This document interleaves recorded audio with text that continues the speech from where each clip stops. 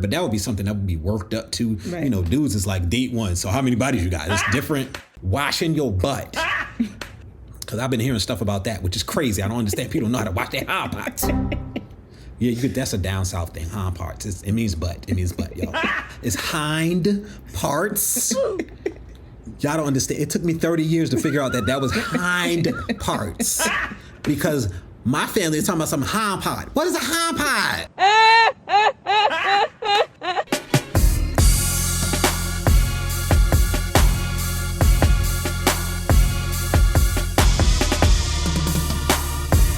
Let's go. Welcome to the J&O Show. Where we talk about things that we would never told them, Jay. And I'm O. And now you know. What up, y'all?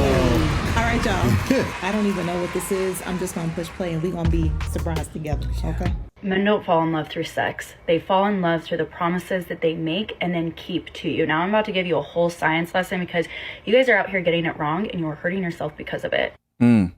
Now women do fall in love through sex. That's why whenever you hear someone like, oh, no, it's going to be casual. I don't actually like him. Like, I'm going to be player two. Biochemically, that's really hard because we release oxytocin. Oxytocin is your bonding chemical. It's why you feel close after sex. It's why you feel close during cuddling. That's when we firing off that oxytocin like crazy when we're in love. It's why he was kind of okay at first and now you're like, he's literally a and I am so in love. Men release some levels of oxytocin after sex, but it's actually not what bonds them to someone. What bonds them to you, that commitment level, is vasopressin. So what happens in the beginning though, they are releasing testosterone. Testosterone is their pursue behavior. That's why, girlfriend, do whatever you want, but if you're wanting a guy to commit to you, sleeping with him in the beginning isn't the smartest thing to do, because guess what?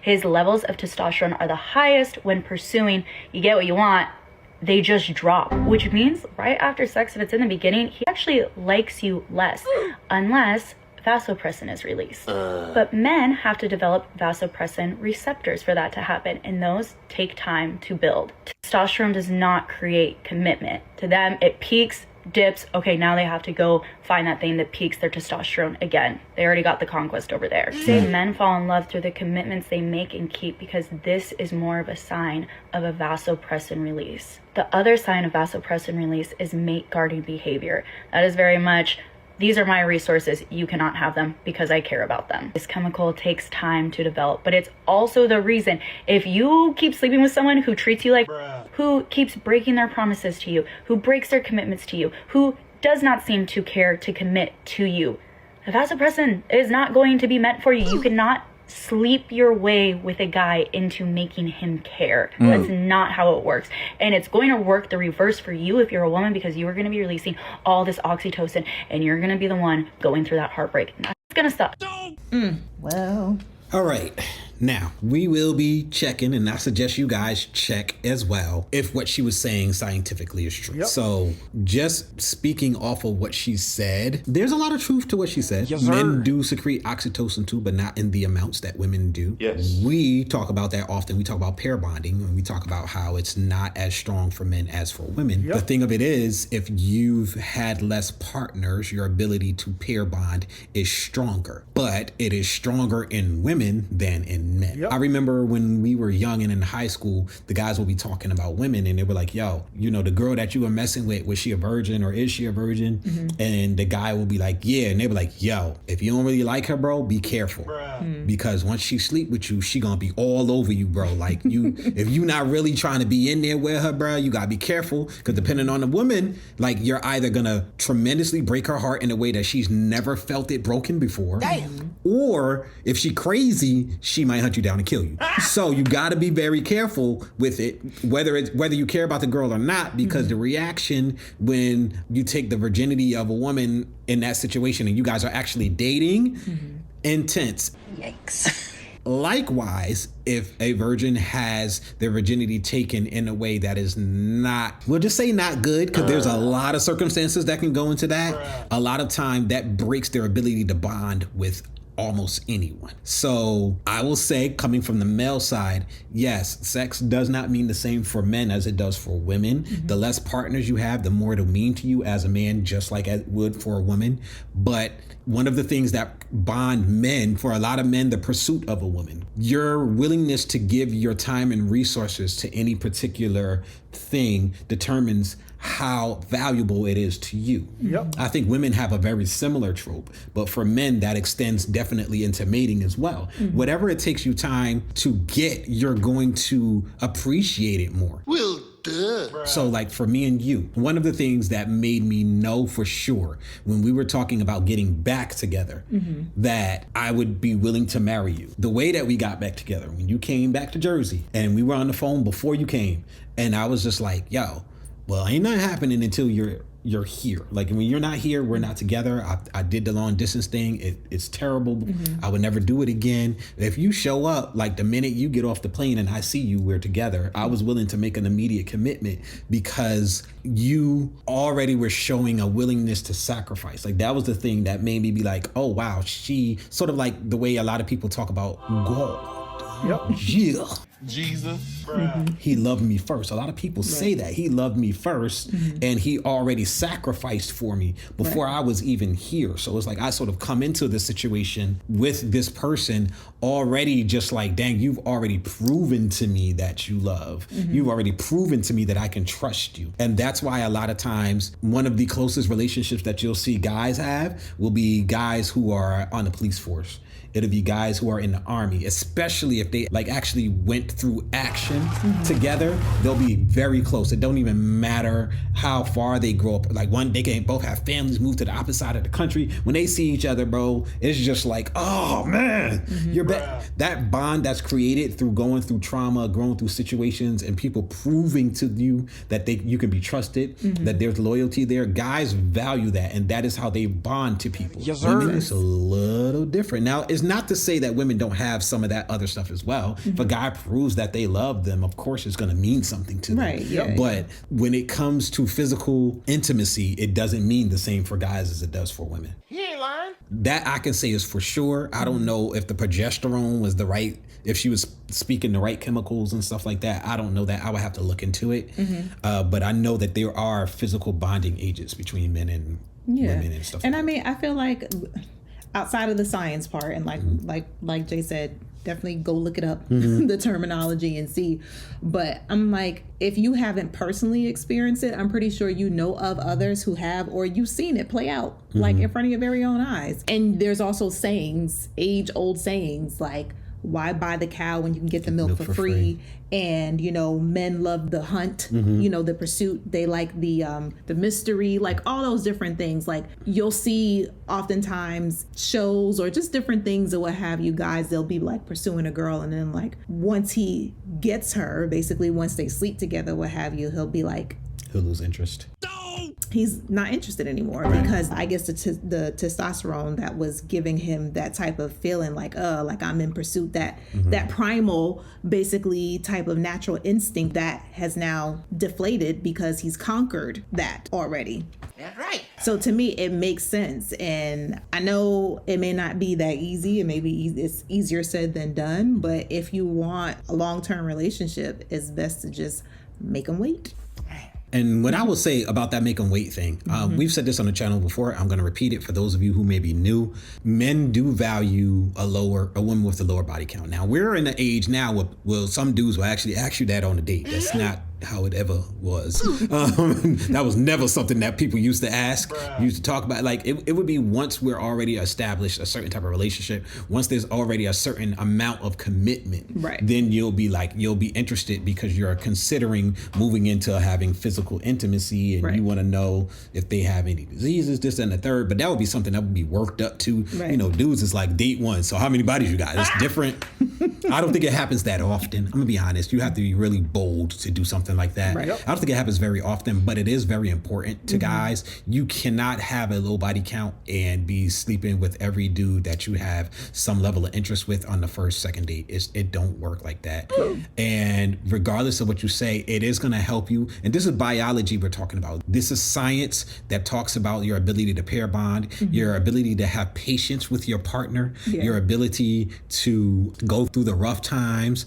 All of that stuff is tied into your body count. And that's not just a woman thing. That's men too. It's just that it affects us differently. It's not as severe of an attachment issue as it is for women, but it doesn't mean it's not there. That's part of the reason why people like a Fresh and Fit will sit there and say you should go and have physical intimacy with at least 50 women so they can't take advantage of you. Well, why would they take advantage of you based on you having physical intimacy with them? Because you're bonding in them. You start to care about what they want and what they need, and you may provide it without knowing whether or not they are actually there for you or not. Yikes. That's pair bonding. It's a true thing. It exists. Now, so many people in our society have taken into the lie that sex don't matter. It doesn't matter. It's a lie. They've taken into the lie that sex doesn't matter. Come on, man. It does. And because they've taken into this lie, they've already made decisions where they've broken their ability to pair bond with other people. If you're in that situation, you can't get it back. It don't come back.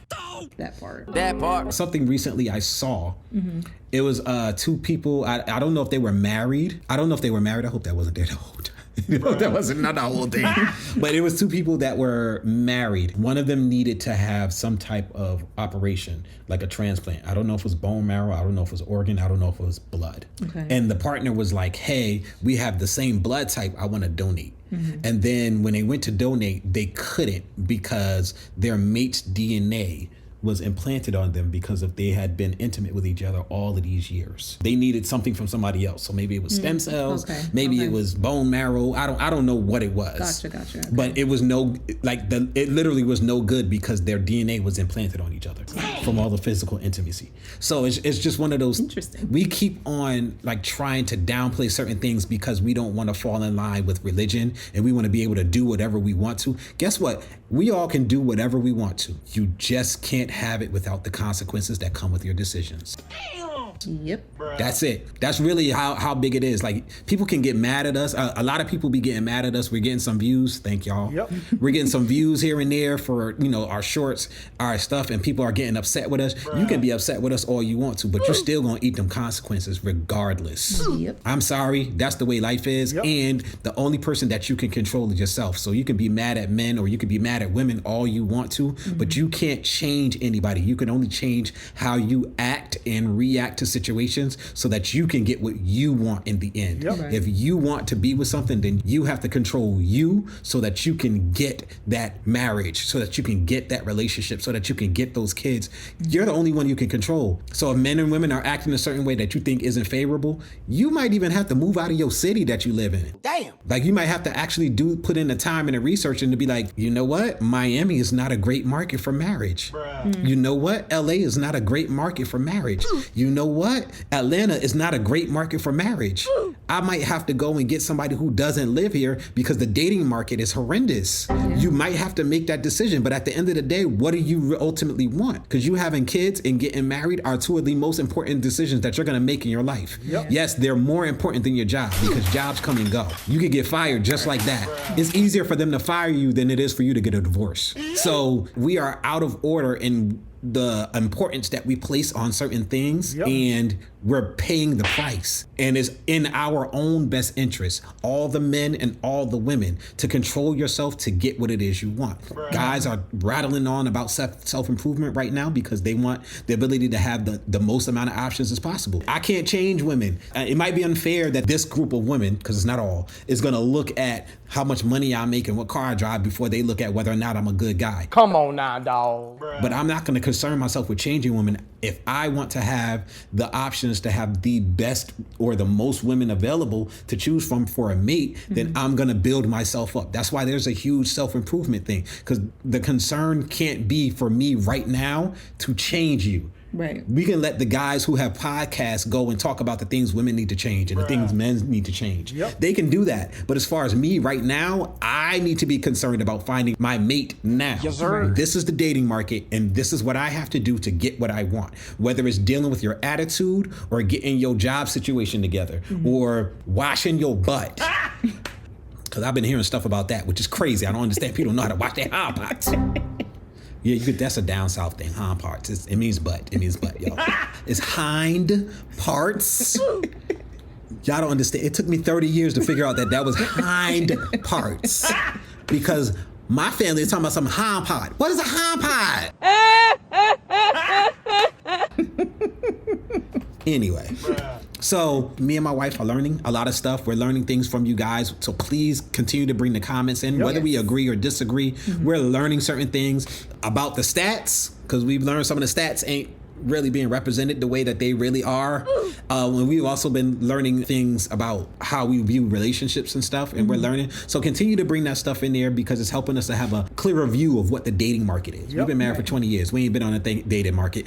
Thank you.